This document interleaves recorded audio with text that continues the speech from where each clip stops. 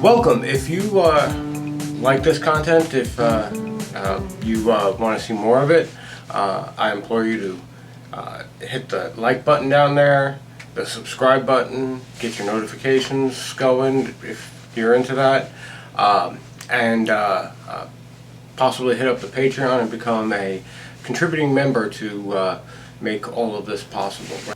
Welcome to Comfortable Lies.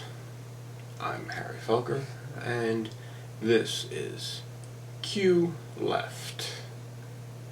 Now, in preparation for next week's episode, I decided that I was going to do a Comfortable Lies on left wing and their affinity to the conspiracy theory. Now, I'm really being disingenuous when I say left wing. I'm using the media's term. It's really the Democrat Party and their affiliations, which are far from left-wing by a global or general human standard. It's fairly obvious that the United States doesn't really do left. All right, so with that being said, the name being a little bit of a misnomer is irrelevant. People in the United States will get the gist, and people outside of the United States, if they ever manage to watch any of this, have what I just said to really inform their understanding of what I say. So, is conspiracy theory a right-wing phenomenon? Well, I hate to burst your bubble, but no, not in the slightest. The reality is, it's pretty evenly distributed, as can be seen by this graph here. This is a graph from a 2012 study based on political leaning / belief in conspiracy theories. The poll was done by Fairleigh Dickinson, and this is the general bar graph result that they got across most answers. It's pretty evenly distributed between American Republicans and American Democrats as far as what they believe in regard to hot button issues, climate change. Did so and so steal an election? Did so and so an American citizen? All of these things. When we take into account, there are wild theories and then there's fact-based evidence. The numbers don't lie. Generally, Americans are gullible. So there you go. So what really generates this affinity for believing wild theories? Well, there's a scientist by the name of Keegan who belongs to a Yale group called Cultural Cognition. And the idea behind cultural cognition is that your aforementioned biases, your political leanings, your cultural quote-unquote leanings have a profound effect on what you're willing to accept as fact-based evidence and what you're willing to just dismiss. And this is not a uniquely American problem, but it is in American fashion, go big, go or go home. It is a large problem. Cultural cognition is defined as the tendency for individuals to form beliefs about societal dangers and facts that are reflected through their personal bias, their personal values. This is generally a perfect storm for confirmation bias, because if you automatically disbelieve anything based on your tendencies, your values, then you are basically only confirming any bias that you have, because you're automatically disregarding any proof that has to do with anything outside of what your values suggest to be the truth.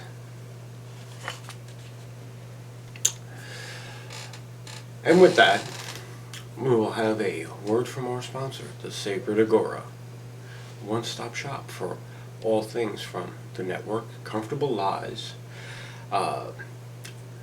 Indie Learning Music Tutor, Van Meter Design Studios, High HD Guitars, and more.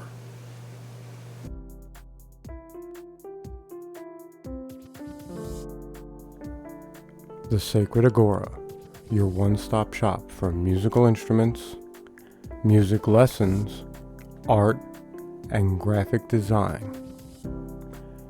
Please visit us at thesacredagora.shopify.com. And thank you.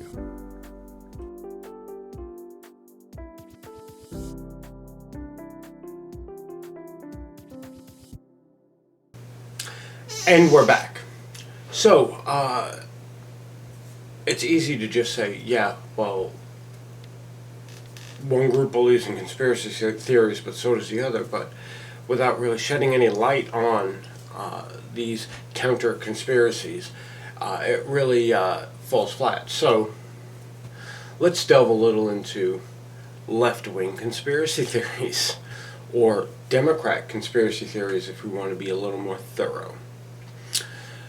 Russia. Russia is a whole big giant hotbed of Democrat-inspired conspiracy theory, from Russian collusion in the 2016 election to Russia has compromising information on Donald J. Trump, which pervaded through his entire presidency. Now, these are conspiracy theories. When the FBI actually released any information based on Russia and the United States political process, the only things that they really found were damning evidence against Democrats. The prior standing president, the front runner in the 2016 election. These people were actually highlighted as being part of a conspiracy that involved the election, and not a peep about it from media, which is a shame.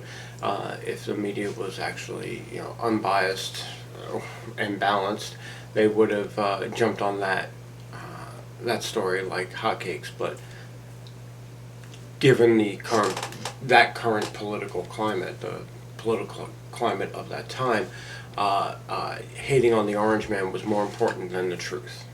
So that conspiracy theory was just nurtured by the media to the point of ridiculousness, because when the actual truth came out, everyone just turned off.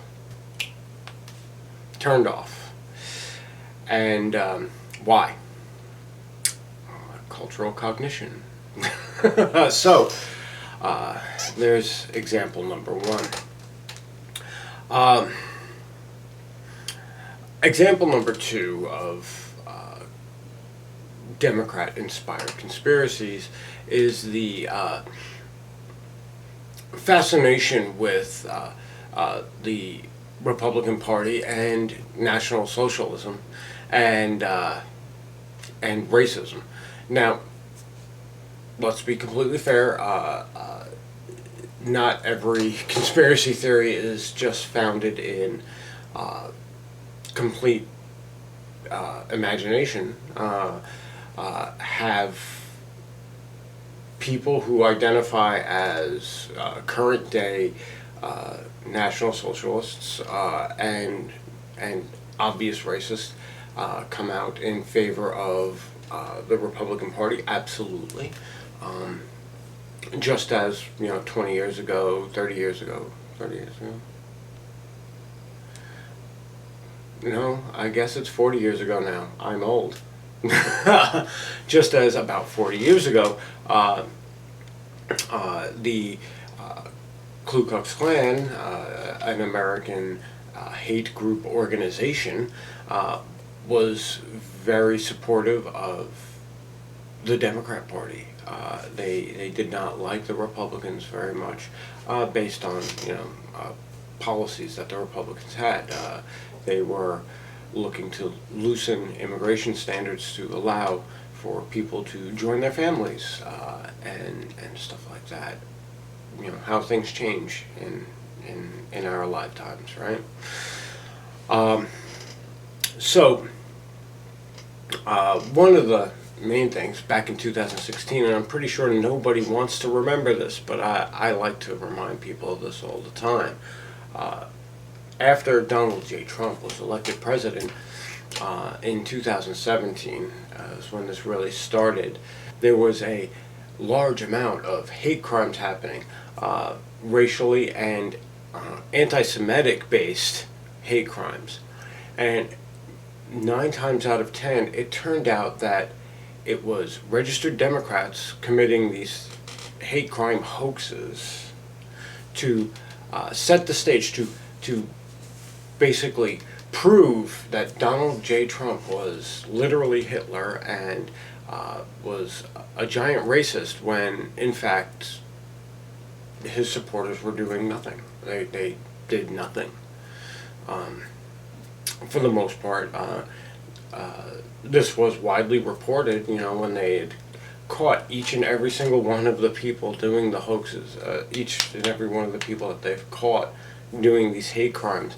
It was just the same story over and over again. Swastikas, spray painted all over sidewalks. Turned out it was a registered Democrat. Racist comments spray painted all over a church. Turns out it was a registered Democrat and a church member at that church.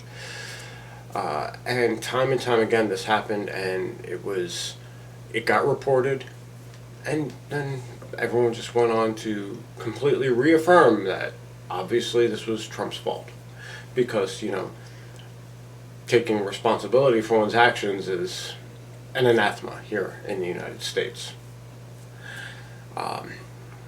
The literally Hitler comments that were going on for the last 4 years, while simultaneously the same groups of people suggesting that the government be the only people allowed to handle guns in the United States. Strange to me that you would go, oh, we are literally embarking on becoming Nazi Germany in 1936. By the way, the guys who are literally the Nazis, we're going to let them be the only ones armed, and everyone else can go fuck themselves. The amount of cognitive dissonance you have to make that decision. It's like saying, yes, we are literally in a community of cannibals, and I'm going to take a bath in this big giant stew pot, is basically what was going on there. So either they really didn't believe that Donald J. Trump was literally Hitler, or they are some of the stupidest human beings on the planet. Again, this goes to that cultural cognition answer as, well, this is what I prescribe to politically, so therefore I have a set of answers already prepared for me. Orange man bad. Orange man literally Hitler. But guns are bad, and we can't have them in everybody's hands. And I know there are going to be people who are going to go, no, we were just looking for common sense gun control. Well, so was Nazi Germany prior to confiscating them from all of the Jews, everyone that was homosexual, anyone that was not an Aryan. That's literally what happened, is they confiscated guns from everybody eventually, except people who were involved in the government. Hence, only people who were Aryans had guns. And it's a bad deal.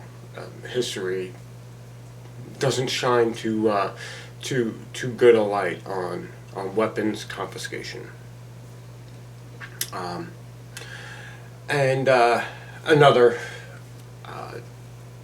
giant conspiracy theory is the ultra-wealthy hegemony. Now, this is a conspiracy theory about a conspiracy happening, and I'm kind of sympathetic to this one in the fact that rich people organizing to take advantage of systems in place is something that's going to happen when you have systems in place where that system has authority over other people. Money is a great motivator for people in power, and people with lots of money are always going to be able to motivate those people in power to do what they want. You see, that's how that works. So as long as you have government and you have people who have financial power over other people, they're going to get their way regardless of what you want. That's how that works. Now, are they all working together to do some dastardly deed? No. No, they are pretty much at war with each other as well. Gates, Bezos, Musk, all these billionaires, ultra-wealthy people, they don't work in unison. They don't work to help each other out. They work to help themselves out. And given the same set of circumstances, that's what everyone would do. They would work to help their own position out. I know lots of people are going, well, if I had that money, there would be no more world hunger. You don't have that money. And to assume that you would be the same person with that much financial power is ridiculous. My suggestion, we all know who J.R.R. Tolkien is, right? We all know what the Lord of the Rings is, right? Yeah, that's what happens to people when they have power. They are not good people. It's just the way it is. That type of power just attracts people who are horrible people as well. So just check yourself before you make stupid statements about what you would do if you were in that position. I think I'm literally the only honest person I personally know that if I were given that much purchase power, I would literally just wipe myself off the face of the earth, just disappear, just fuck you guys, I'm out. And that would be the nicest thing that I could do.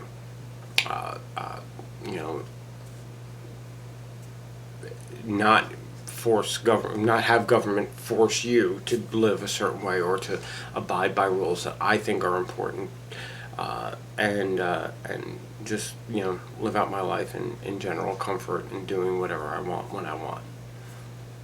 That's the only good answer when it comes to if I had all the money in the world type of scenario. So just keep that in mind. Next time you decide to say, oh well, so and so should give all of his money to feeding the poor. Yeah, that would be nice, but you wouldn't do it either. You should shut the fuck up.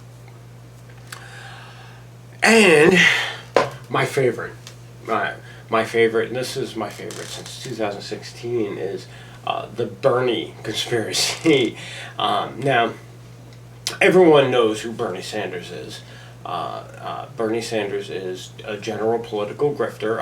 I'm sorry if you were a fan of his, but this is the reality. He's a political grifter, he's an opportunist, and he literally fleeced millions of dollars from people.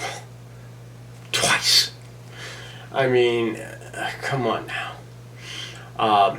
The conspiracy around Bernie Sanders is about how he is politically different than any other politician.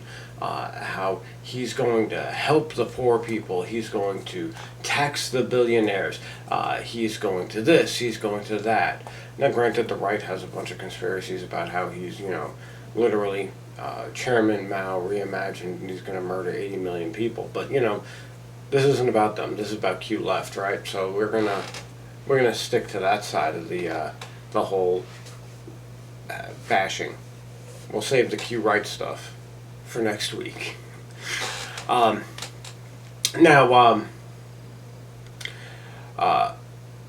2016 and in 2020,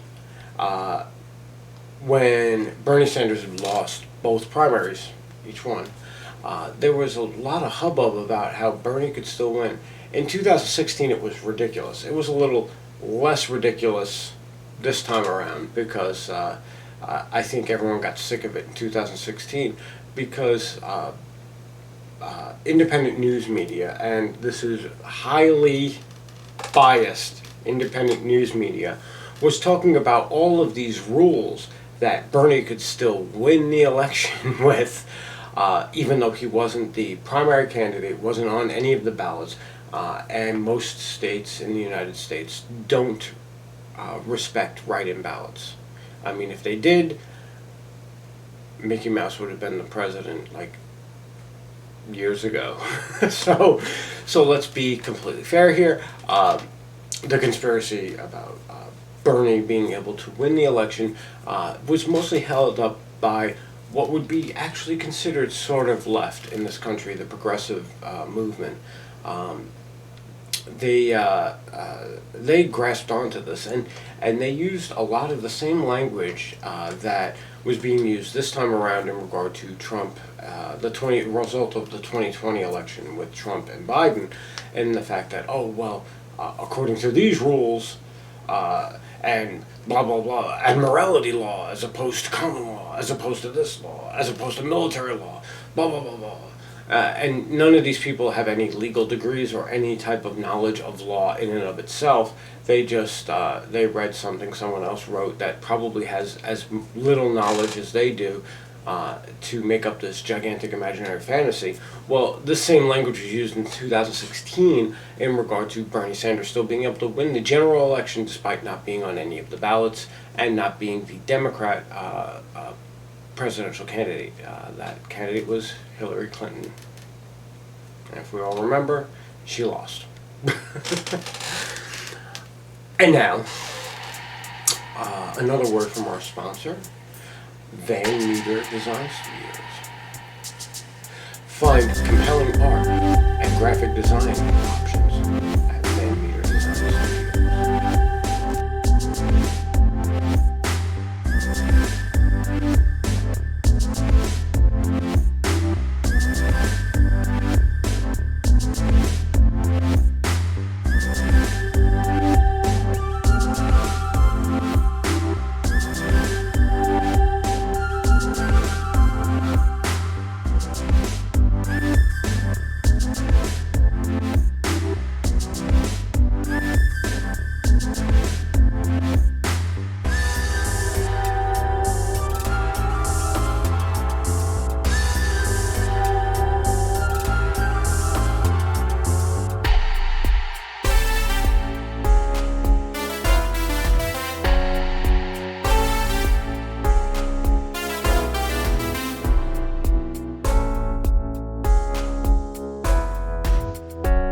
And we're back.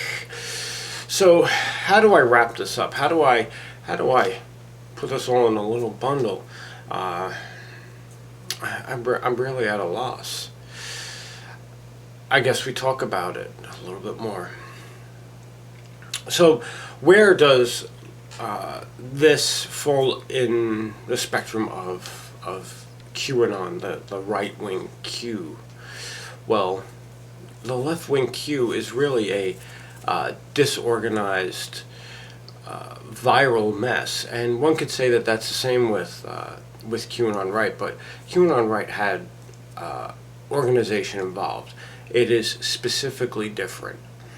And next week when I talk about QAnon and who I think Q really is, you'll understand why it was specifically different.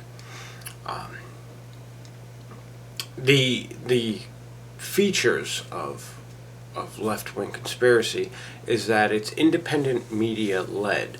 And when I say independent media, I mean places like, BuzzFeed, Vox, places that have zero accountability towards being non-biased. Now granted, no media has any accountability towards being non-biased, but these are specifically, if you want to know about your bias, this is where you go. BuzzFeed is notorious progressive left-wing Democrat aligned. Vox is notorious for right as well. But there is no real balance in any media, but these are extremists. And these pretty much lead the charge when it comes to left-wing conspiracies. When I mentioned Bernie before, BuzzFeed was literally 7 clickbait articles a day about how Bernie can still win. It was insane. While mentioning media extremism, might as well just talk about that too. Generally, conspiracies are tied to extremism. And when I say extremism, I don't mean the general population. If you're watching this and you happen to be a Democrat and you go, oh, well, that's just bullshit, blah, blah, blah. I'm probably not talking about you. I'm talking about a very loud, vocal minority of the American population on either side. They are very loud, they are very vocal, and they do not represent the American people in any way, shape, or form. It's the same could be said about the American National Socialist movement, the American racist movement. They don't generally represent the American population. Even the American racist movement, white man's burden, Democrat style of racism, doesn't generally represent the American population. It represents this really small subset that's really loud about what they believe because they are extremists, and extremists are loud. But affinity towards conspiracy theories, because they're sensational, because they get attention, really grab onto these extreme groups because, well, champion an extreme view, and your extreme group gets a louder voice.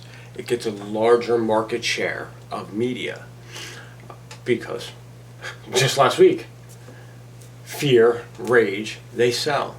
Hell, they sell better than sex does back in the 1980s, and that's sad because everyone likes sex. I don't understand why everyone likes being angry and afraid all the time. I mean, were there problematic things with selling sex? Yes. Yes, there was. But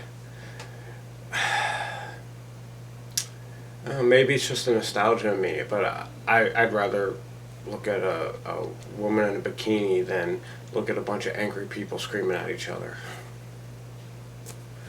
Maybe that's just I don't want any stress in my life anymore type of thing. I don't know. Anyhow, so in what sense does this really tie into my series, Comfortable Lives? Well, the comfortable lie is that the American left, the Democrat Party, is reasonable and rational, and they don't fall victim to conspiracy theory. Everything that they believe is obviously true, and their political opponents are irrational, psychotic, racist, Nazi assholes who will prop up any conspiracy theory to blah, blah, blah, blah, blah, blah, blah, blah, blah, blah, whatever. That's bullshit. It's complete and total bullshit. From the rich people conspiring to enrich all of them at our expense to Bernie can still win. The number of conspiracy theories that Americans are willing to believe, regardless of their political leanings, is about the same. To be fair, independents kind of top out a little higher, but generally, we're looking at like half of the population of this country is completely fucking gullible, and is willing to believe that a very loud majority represents the entirety of their opposing viewpoint. They're willing to believe that some dark, shady characters behind closed curtains are trying to micromanage every aspect of their life. I'm here to tell you government isn't your friend. Your politicians don't like you at all and would literally replace you with robots and just throw you all in a mass grave. Just to be sure that we're all on the same page here. But crazy conspiracy theorists, they don't come in Republican only. They come in all political leanings. The amount of insanity that someone is willing to accept isn't predicated by their political stance. It's about 40% across the board. 40% of your peers, politically speaking, engage in cultural cognition and are willing to believe anything so long as it comes out of whoever they culturally identify with. This has been Harry Felger. Have a great day, and I'll see you next week when I talk about